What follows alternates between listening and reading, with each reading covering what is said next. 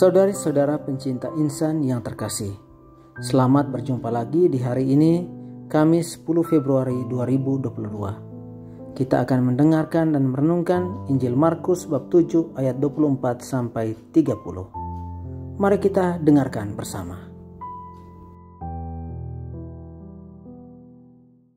Pada waktu itu Yesus meninggalkan daerah Galilea dan berangkat ke daerah Tirus.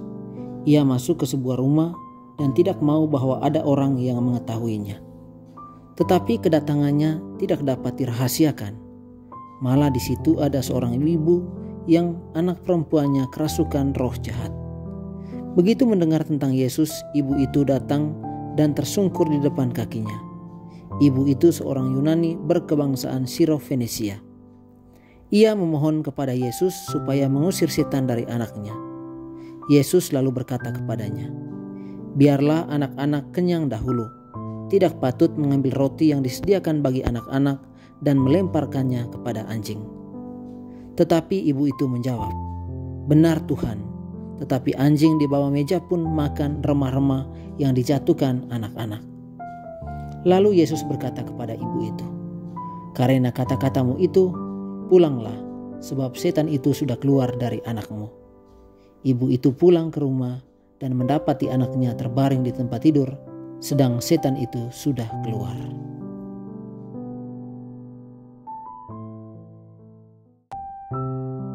Saudari-saudara pencinta insan yang terkasih, perikop Markus yang kita renungkan hari ini menggambarkan Yesus yang meninggalkan wilayah Yahudi di sekitar Genesaret dan memasuki wilayah non-Yahudi di Tirus. Wilayah ini sekarang adalah Libanon dan Suriah. Keduanya terletak di barat dan utara Galilea. Kedua wilayah non-Yahudi ini memiliki sejarah panjang permusuhan dengan Israel. Penduduknya merupakan musuh bebuyutan orang Yahudi. Meskipun demikian, Tirus adalah kota perdagangan yang penting pada masa itu dan sangat mempengaruhi ekonomi wilayah-wilayah di sekitarnya, termasuk wilayah tetangga Galilea. Dari sudut pandang orang Yahudi, wilayah tersebut merupakan representasi dari kekafiran tingkat tinggi. Wilayahnya najis bagi orang-orang Yahudi. Saat Yesus ada di sana, seorang ibu datang kepadanya dan meminta dia untuk menyembuhkan putrinya yang kerasukan setan. Markus memberikan informasi bahwa dia adalah seorang perempuan non-Yahudi. Di mata orang Yahudi seperti Yesus, perempuan ini dianggap najis. Markus menekankan kenajisannya dengan dua sebutan, yakni sebagai perempuan Yunani dan kebangsaan Siro-Fenisia. Untuk berbicara dengan Yesus, perempuan ini harus mendobrak setiap penghalang budaya saat itu. Etisnya dianggap najis di mata orang Yahudi, dan berdasarkan jenis kelamin, dia adalah seorang wanita yang secara sosial dianggap sebagai kelas kedua. Keberanian perempuan ini untuk datang menemui Yesus merupakan tindakan iman yang luar biasa. Iman wanita itu tidak hanya ditandai oleh tanggapannya yang segera datang setelah mendengar bahwa Yesus ada di wilayah itu, tetapi juga dengan ekspresinya saat datang kepadanya, di mana dia tersungkur di depan kaki Yesus serta berulang kali meminta kepadanya untuk mengusir setan dari putrinya. Tersungkur di kaki Yesus bisa dimaknai sebagai tindakan penyembahan, dan tentu saja itu adalah tindakan menempatkan dirinya pada belas kasihan Yesus. Saat perempuan itu meminta, Yesus mengatakan bahwa tidak baik mengambil roti dari anak-anak dan melemparkannya kepada anjing. Secara budaya, baik bagi orang Yahudi maupun non-Yahudi, anjing merupakan binatang yang dianggap najis.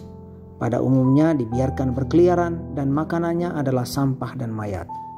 Tanggapan Yesus terhadap permintaan perempuan itu kedengarannya kasar dan tidak ada belas kasih. Namun sebenarnya tidaklah demikian. Kalau memang anjing adalah binatang yang najis, mengapa dia dibiarkan masuk ke dalam rumah dan memakan remah-remah dari meja tuannya? Di sini Yesus menunjukkan belas kasihannya kepada perempuan itu. Jadi kata-kata Yesus di sini merupakan penyemangat bagi perempuan ini. Perempuan ini memahami posisi dirinya. Dia menerima dirinya sebagai anjing dan menyebut Yesus sebagai Tuhan. Untuk meneguhkan iman wanita itu, Yesus secara ajaib menyembuhkan putrinya. Saudari-saudara pencinta insan yang terkasih, pesan bagi kita. Di zaman sekarang yang ditandai dengan kurangnya iman yang sejati, kita membutuhkan teladan perempuan non-Yahudi ini. Ada 2 teladan penting dari iman perempuan ini, yakni pertama, iman perempuan ini membawa kita untuk menyadari bahwa kita hanyalah anjing yang sangat membutuhkan belas kasihan Tuhan yang menghasilkan pertobatan.